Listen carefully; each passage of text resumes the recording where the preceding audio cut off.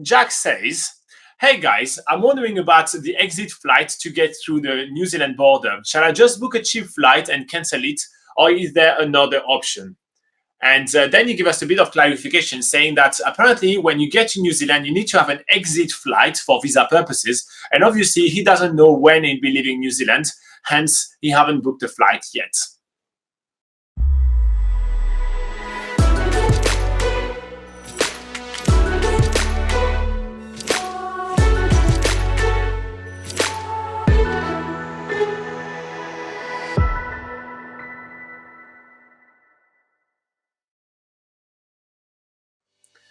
All right, so Jack, we're going to be assuming that you are coming to New Zealand on a working holiday visa because that's the most popular visa that requires you to have an exit flight. If you're coming on a visitor visa, you will there is no room to play right here. You will have to have an exit flight to be able to enter the country, or you have to have a very good reason for not having booked it just yet, because you can only stay in New Zealand for 3 months, only for holiday purposes. So you'll have to have a very good reason for that. But if you're on a working holiday visa in New Zealand, that is true. You can come for 6 and 12, 10, 24 months in some countries. There is a lot of flexibility, and a lot can happen in a year. Hell, a lot can happen in 2 years if you're from the UK, for example, which can stay for 24 months. So for this reason, you may not be able to book your return flight just yet. And that's something that a lot of people get kind of stuck with when trying to look at the requirements and how they actually can go through customs. So luckily, there is a few ways for you to manage that and make sure that you don't waste too much money either. So the first thing is, when you come to New Zealand on the working holiday visa, there is a handful of requirements, and you can check those requirements on the website like workingholidayNewzealand.com, where you just enter your country of origin, a couple of extra information, and it's just going to pop in a whole list for you to know what you can do and what you can bring and all those kind of things.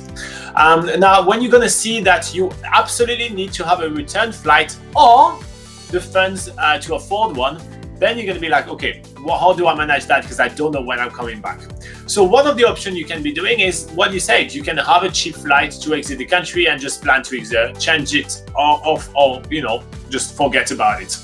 Now, to do that, you can either get a very cheap flight to Australia. You can get yourself a flexible flight, which is something that you can exchange, for either a no fee or a very small fee. Some airlines do that, so that's how do you call that? It's not like open. Okay, open air ticket. Yeah, open return. Yeah, return, yeah. Open return ticket. Yeah. So you're gonna book your flight. Let's say you're from. I'm gonna guess you're from the UK, but I have no idea. But you're from the UK and you fly to New Zealand.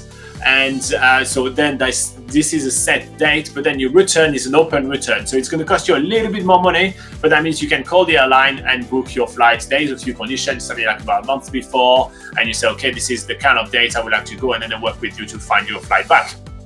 And so that's another way to do that, and you will have the paperwork to prove that you have your return ticket. Another way to do that is to get round the world tickets, which works pretty well. It's with certain kind of airline groups where, what's those kind of groups? Star Alliance, and those kind of things, which kind of help you around the world, but they're a bit more flexible, so that could work that way. But I think the most popular way to do it is to have enough funds for a return ticket, which is usually we say about $1,000. Yeah, so one of the conditions, especially for the working holiday visa, is that you can either have a travel ticket out of New Zealand or enough funds to do so. And we have had a question before saying, actually, how much funds do you need to prove that? And obviously, a ticket can cost anywhere from a couple of hundred New Zealand dollars to go over to Australia to $1,000 to get back into Europe. So if you fly business class, you get 5,000. Yeah. So I'm thinking more economy and trying to get around cheaply. But so usually a very safe bet is to just have at least an extra 1,000 New Zealand dollars in your bank account, for that. And when you do arrive in New Zealand, it's not always the case, but it is good to actually have some evidence to prove that you meet the conditions of your visa, just in case you are asked at the border, which, like I say, it's not really bound to happen, but it is good to play it safe. And one of those evidence you can bring is a bank statement. So Usually with the working holiday visa, you need to prove that you've got enough funds to live in New Zealand for the amount of time that you're staying here. So I think it's about 4,200 New Zealand dollars. It will depend on which country you're from and how long you're coming to New Zealand for. So make sure to double check that on the website I gave you before, workingholidayNewzealand.com, or on the Immigration New Zealand website. So for you, we're going to go for like the $4,200. So that would be the sum of money that you need to have to be able to support yourself in New Zealand during your working holiday. That's one of the requirements of your visa.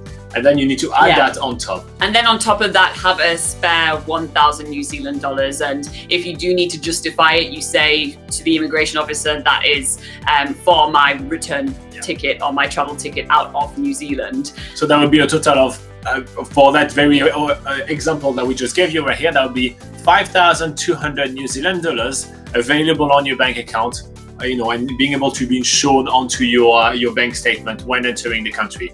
Now, you don't need to be too afraid. They don't ask that all the time. They're not going to scrutinize everything absolutely all the time. It's not, it doesn't feel like you're being grilled or anything like that. But it's good to have it because, well, this is basically one of the biggest issue when people are entering New Zealand on a working holiday visa, especially for like people not meeting their visa conditions. So it's very important to take that quite seriously.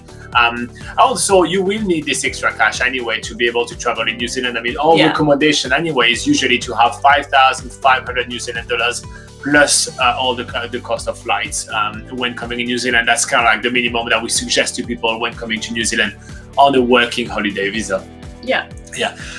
Anyway, so there is a lot of information about the working holiday visa on BackpackerGuide.NZ. So if you do want to do a little bit more research, Jack, there is a lot of info there. We'll put a few links in the description below when we republish this video, which is going to be quite soon.